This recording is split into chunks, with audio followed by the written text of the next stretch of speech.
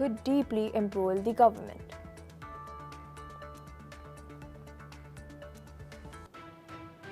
Russia has announced that its forces have taken control of multiple settlements, while Ukraine has reported successfully repelling several Russian offensives on the same day. The Russian Ministry of Defense has said that between August 16 and 22nd, Russian troops captured 9 settlements in the Donetsk and Dnipropetrovsk regions.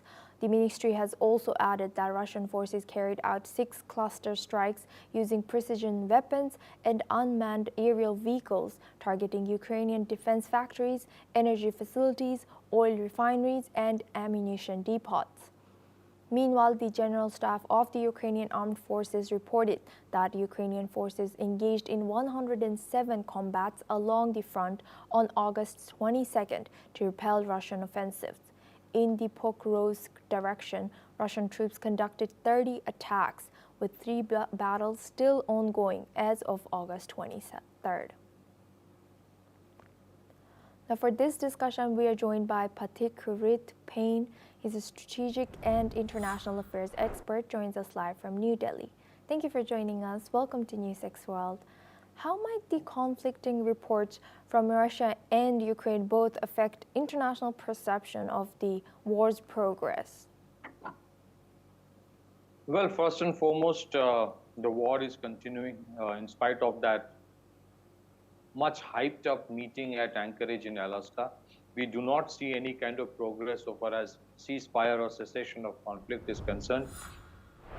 It appears that Russia is pretty much concerned about the core issues of expansion of NATO, and they have made it very clear that any kind of security guarantee, if it is given to Ukraine for cessation of conflict, and if they have to have a cessation of conflict, then first and foremost, the land in Donbas region will have to be given to Russia, on which the Russians already have control.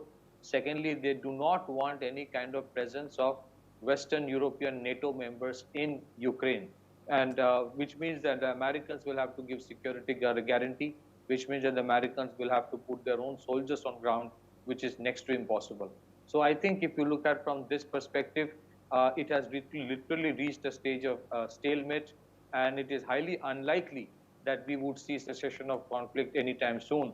In fact, even President Trump appears to have moved away from his initial commitment of ceasefire, and he has stated that he doesn't know when the conflict would end. So even though there are steps being taken for peace, for reconciliation, for but it doesn't seem that this will happen unless the core issues that Russia has raised are addressed, including primarily the expansion of NATO or rearming of Ukraine. Back to you.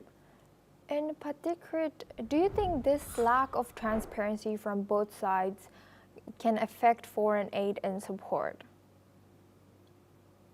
Well, I do not think that the European countries or America will stop aiding Ukraine. They have pledged almost in the beginning of the war, they have pledged more than $400 billion or nearly $400 billion to Ukraine. I think that aid will continue to come. A significant part of the support that Ukraine is getting is through weapon systems that are being deployed, that are being supplied.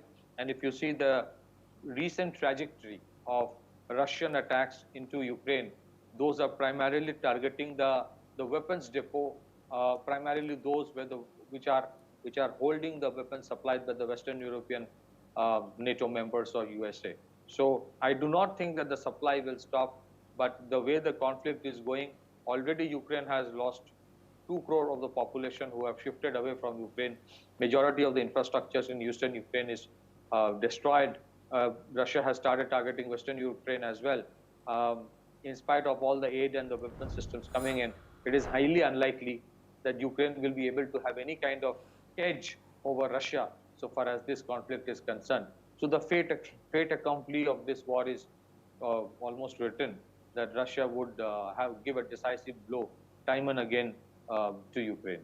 Back to you. Thank you very much, Pathikrit, for joining us and sharing that insight. Please stay with us as we stay